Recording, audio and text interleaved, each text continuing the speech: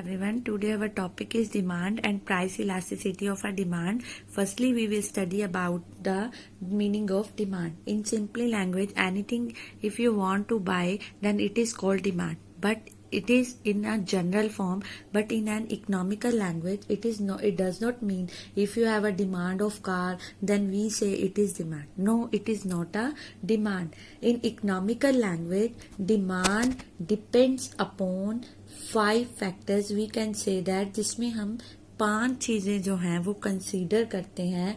Demand consist all these 5 types. Number 1, desire for a commodity, यानी मुझे वो चीज चाहिए. I want that thing. For example, I want to purchase an Audi car. Like I want to purchase an Audi car. Desire for a commodity, यानी कि किसी भी चीज के लिए आपके पास डिजायर होना. Next one is ability to pay it, ability to buy it. Can I afford it, खरीदने की एबिलिटी हो कि if I want to buy an Audi car then I am having an ability और not. Next one is willingness to pay it, means ready to purchase it. Willingness to pay it मतलब ready to purchase it. Like if I want to purchase the car, then am I willing to buy it? क्या मैं उसको खरीदने के लिए मेरी willingness power है या नहीं. Add number 4, add the given price.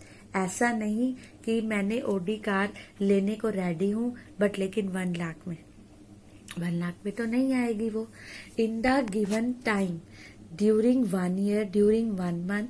But demand कब कहलाएगी? When we consider all these things. Means कि in economically language we need a desire for a commodity, we consist desire for a commodity, ability to buy it, willingness to pay it at the given price or in the given time. When ये जो सारी की सारी 5 things जो हैं ये हमारी complete होंगी, तभी हम इसको क्या कहेंगे? डिमांड कहेंगे. ठीक है. For example, suppose a blind person want to purchase the TV and he has an ability to buy it, but he is not willing to pay money for TV because he is not able to see it. This is not a demand. अब इसमें यही बताया गया कि एक blind person है, वो TV को परचेज करना चाहता है, लेकिन उसकी एबिलिटी भी है बाय करने के लिए, उसके पास पैसा भी है, बट वो उसको पे करने के लिए रेडी नहीं है. Why? Because he is blind. वो देख नहीं सकता, वो अंधा है, इसीलिए वो उसकी डिमांड नहीं कहलाएगी. Any other example we can take it like a beggar has a desire to purchase Audi and he has a willing to pay for it. ठीक है. But he has not ability to buy it. So this is not called a demand. So what is the demand? If the person consists all these things. अब वो कौन सी things हैं? Like desire for a commodity, ability to buy it, willingness to pay it at the given price in the given time. So our next topic is factor affecting demand or determinants of a demand. Determinants means factors of demand. ऐसे factor that affect upon demand, ऐसे factor जिनके change होने से demand पर effect पड़ता है. And these are price, number 2 money income, number 3 taste and preferences, number 4 population, number 5 time, number 6 price of related goods. First one is price of the commodity and it is denoted by Px. When price increases, then demand will decrease. When price decrease, then demand increase. Suppose if the price of onion decreases, then people will purchasing more and more onions, and if the price of the onion increases, then people will purchase less onion.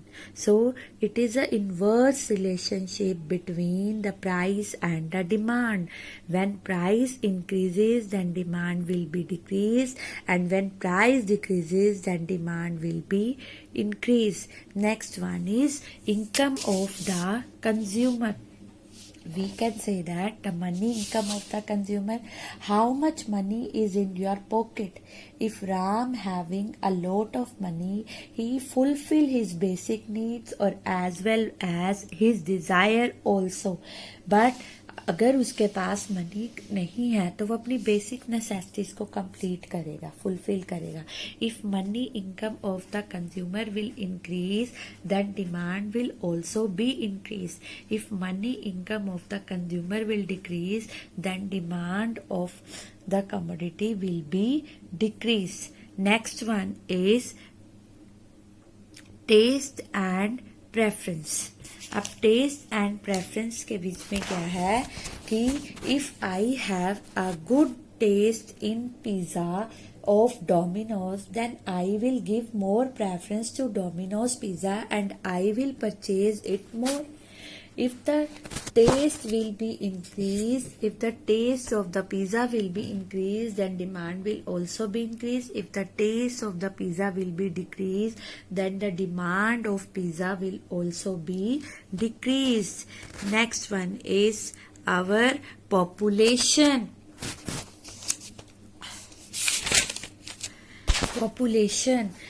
Populations, if the population will be increased, then the demand will also be increased. If the population will be decreased, then demand of the commodity will also be increased. खरीदने वाले लोग कम है तो demand भी कम होगी, खरीदने वाले लोग ज्यादा है तो डिमांड भी. Next factor, that is time. In summer season the demand of AC high as compared to winter season. In summer season we can say that there is more demand of AC or less demand in winter season of AC. ठीक है. अब in case of we can say that in case of favourable time period the demand will be increase. मतलब जब summer season होगा तो AC की demand increase होगी. इन case of unfavourable time period the demand of AC will be decrease. Means कि winter season में AC की demand जो है वो डिक्रीज होगी क्योंकि वो उसके लिए फेवरेबल टाइम पीरियड नहीं है. Next one is price of related goods. Price of related goods we can say that these are two types of goods, substitute goods and the complementary goods. Substitute goods कौन से होते हैं? Which can be changed or altered, जो change हो जाते हैं और altered होते हैं. Like we can take the example of tea and coffee. Tea and coffee are the examples of substitute goods. If the price of tea will be increased, then demand of coffee will be decreased. Okay, is it clear? अगर T का price जो है वो increase हो जाएगा तो लोग जो है कॉफी की डिमांड जो है वो ज्यादा करने लग जाएंगे. अगर टी का कप 10 रुपीज का है तो कॉफी का भी हमें 10 का मिल रहा है तो हम कॉफी को ही प्रेफरेंस देंगे. If the price of T will decrease, अगर प्राइस जो है वहां पर टी का डिक्रीज हो जाता है तो लोग क्या करेंगे, वहां पर वो डिक्रीज वाली चीज को ही लेंगे ना. तो वहां पर वो क्या करेंगे, वहां पे अपनी टी को परचेज करेंगे. Means tea and coffee.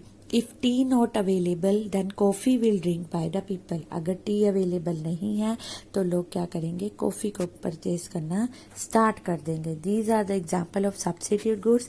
And another one is complementary goods. Complementary goods means car and petrol, pen and refill, milk and sugar. Means अगर price of pen will increase then the demand of refill will be decrease. आप क्यों? अगर pen का price increase हो जाता है तो लोग उसको खरीदना बंद करेंगे. तो अब पेन के अंदर क्या हम यूज करते हैं, रिफिल या इंक.